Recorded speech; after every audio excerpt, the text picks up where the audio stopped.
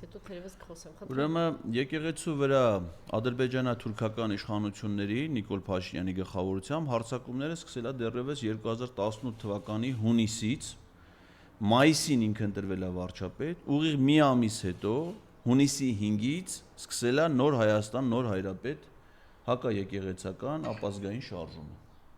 Անմիջապես մեկ ամիս հետո, ես հիմա փուլերով կասեմ, թե այդ հարձակումները ոնց է սկսել մեր եկեղեցու նկատմամբ։ Ինչ վերաբերվում է այս վերջին գրոհին, ուրեմն դրա մեկնարկը տվել է Կովկասյան մահմեդականների հոգևոր առաջնորդ պարոն Փաշինյանը, որը կոչվում է Փաշիզադե, իրանք երևի ազգականներ են, հորեղբոր տղերք են երևի, ակնհայտ է, որ Փաշիզադեն Նիկոլ Փաշինյանի նաև հոգևոր առաջնորդն է։ Ինքը խոսելով Ադրբեջանում մի կոնֆերանսի ժամանակ,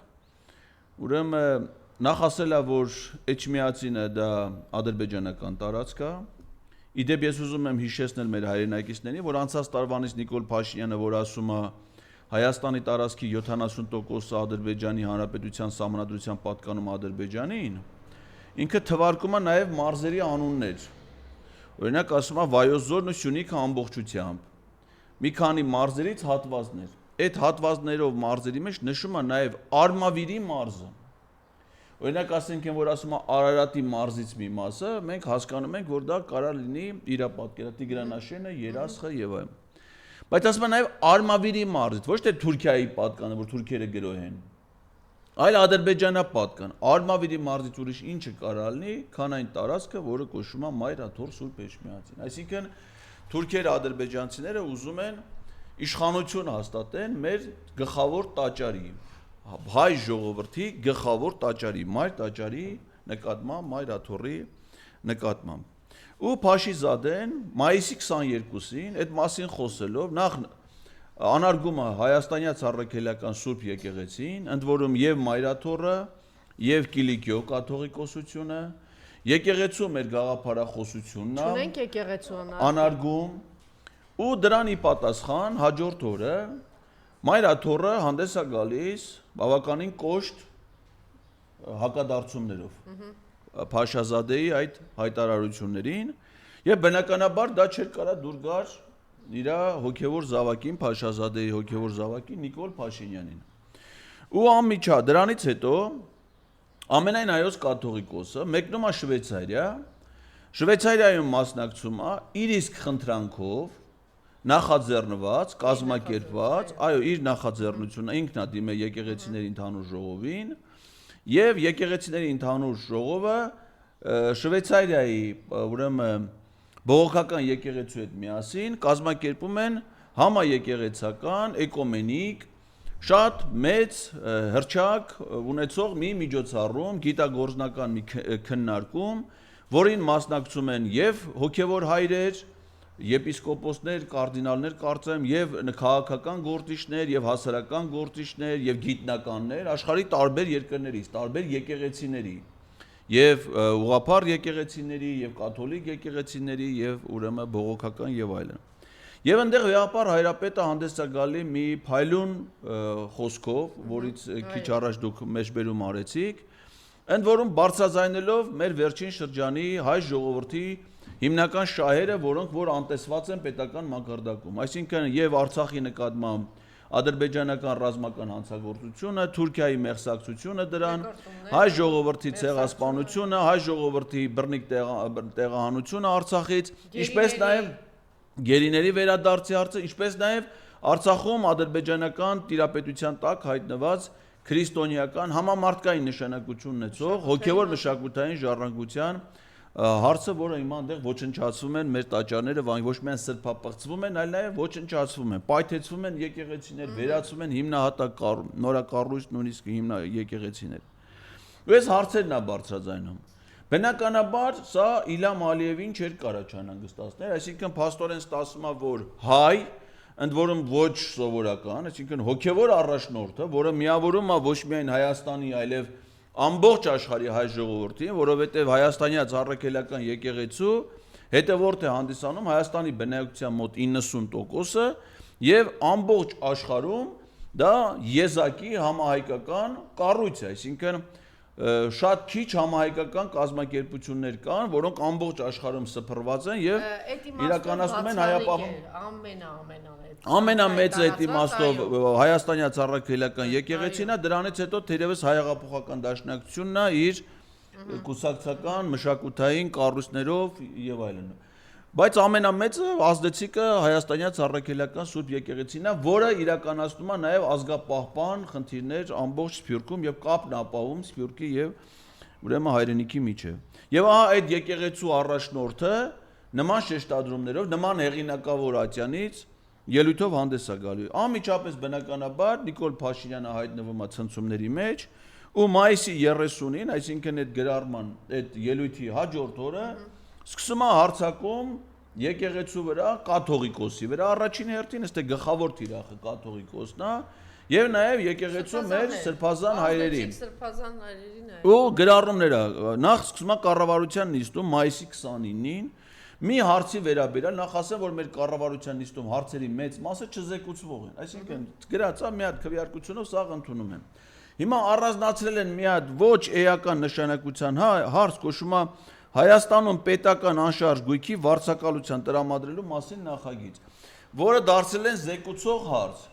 Ու այդ հարցի շուրջ, որը եկեղեցիների բնականաբար ոչ մի կապ չունի, որովհետև ոչ մի եկեղեցի նույնիսկ պետական պատկանելության էլ, այսինքն կրթության նախարարության վարձակալության չեն տրամադրում, չէ՞, այսինքն պետությունը միայն հոգ է տանում դրա պահպանության համար, դա տարած չի որ վարձակալություն դասել է։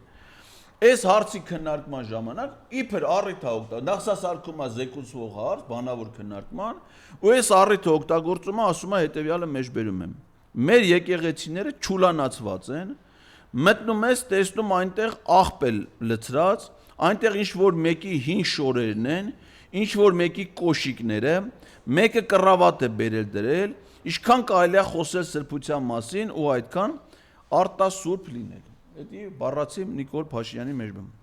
Պարզա, որ այդպես բան գոյություն չունի։ Նախ ինքը եկեղեցիներ չի այցելում, սկսենք դրանից, ինքը մեր եկեղեցու զավակ չի։ Ինքը նույնիսկ տաղավար տոներին, ասենք օրինակ Սուրբ Ծննդյան տոնին, այս տարի հունվարի 6-ին։ Անցյալ տարի էլ այս տարի այցելել է Արագածոտնի մարզում խոնարհված եկեղեցի, որը ոչ գմբեթ ունի, ոչ խորան ունի, ոչ քահանա ունի։ Ունդեմ, ասենք ինքը տաղավար տոներին հայրապետական պատարակների չի մասնակցում, ինքը սովորական կիրակի օրերին եկեղեցիներ չի այցելում, պատարակների չի մասնակցում, հաղորդություն չի ստանում։ Հետևաբար ինքը նախ եկեղեցի չի այցելում։ Երկրորդը, այսքան մենք բոլորս եկեղեցիներ ենք այցելել։ Հիմա մեզ լսելու են տասնյակ հազարավոր մարդիկ։ Թող մեկն ասի, մեկը եկեղեցում աղբ տեսել է, թե չէ։ Պարզա որ տես բան չի կարալ ինչ։ Մեկը եկեղեցում կռավատ տեսել է, որ ասենք կռավատը բերեն դնեն։ Այո, մեկը կռավատը բերե դրել։ Հիմա պարզա չէ որ եկեղեցիները նրանք բոլորը գտնվում են մեր հոգևորականների նախ եւ առաջ եկեղեցու սպասավորների ամենօրյա խնամքի հոգացության ներքո։ Հավատացյալները նույնիսկ կամավորներ են գրվում, այդում են չոքում են եկեղեցու հատակն են մաքրում, պատերն են մաքրում, իրեն եկեղեցիները ամեն մի եկեղեցի ունենում է խաչի քավոր, այդ խաչի քավորը ամեն տարի իր ոնց որ մի տարվա ընթացքում այդ եկեղեցու խաչքավորն ալնում, իր միջոցներով, իր ընտանիքով բարեկարգություններ են անում, եկեղեցուն նվիրատություններ են անում, այսինքն բոլորը ես օրինակ կիրակի օրը գնացել եմ Երևանի Սուրբ Գրիգոր Լուսավորիչ Մայր եկեղեցի պատարակի, եկեղեցին բարեկարգ ամեն, այսինքն պարզա չէ որ ինքը չի անարգում է իմ սրբավայրը հասկանում եք այնտեղ որտեղ որ ես ծնկի եմ գալի այնտեղ որ ես հաղորդություն եմ ստանում իմ սրբությունը բոլորիս է այսինքն բոլորիս սրբությունը անարգում է մի հատ սրբապիղծ որը մեր եկեղեցուց ասենք այդ ոնց որ մի հատ թուրք մի հատ չգիտեմ կուրո հլնի հայ եկեղեցու հասեին վիրավորանքներ սրբասի դուք որտեղ որ գնում եք Ենթադրենք ձեր հարազատի հոգի հանգստի արարողությանը, որը ձեր խոզանոց ասենք։ Այնտեղ ասենք թե մարդ ասել այս բառերն ասում, այնտեղ աղբ կա։ Ասենք որտեղ որ մենք մեր երեխեքուն տանում ենք մկրտության, որ մեր համար ամենաթանկ տեղն է, չէ՞, մեր երեխեքու մկրտության վայրը, դրանից ասենք սուրբ տեղ, մեր ամուսնության վայրը, չգիտեմ, օրհնության վայրը, երեխային 40 օրը լրանումա ծնողները վերցնում են, եթում են եկեղեցի օրհնության, իրանք եթում են ընդդեմ մատաղի, մեկը չգիտեմ, մեր բոլոր զորակոչիկներին ավանդույթ է վերջի շրջանում, որտեղ եկեղեցի կա, նորակոչիկները գնում են եկեղեցի օրհնություն են ստանում, նոր ընդեղից գնում են զինկոմիսար։ Այսինքն մեր բոլորի կյանքի ամենանվիրական, ամենասուրբ վայրը, սա ասում է աղբ, չգիտեմ, մնացոր, սա մի մարդ, որը դրա հետ կապ չունի, այսինքն բոլորիս ամենանուրբ, ամենանվիրական զգացողությունները անարգում է։ Ինքը մի հատ ասենք թե զիբիլ, ինքը, այն օրինակ ասենք թե որ ասում է եկեղեցում կա աղբ, իմ պատկերացուցիչը այդ դեպքում որ ինքը կնգա հետ գնացել է։ Մենակ այդ պահին, ինքը դե եմ ասում էլի, ինքը կնգա հետ գնացել է, այդ պահին եկեղեցում կա աղբ։ Օրինակ Սիսյանի քահանան էլ ասաց դավայ չորտու։ Անես շպրտեց, գցեց դուս։ Հիմա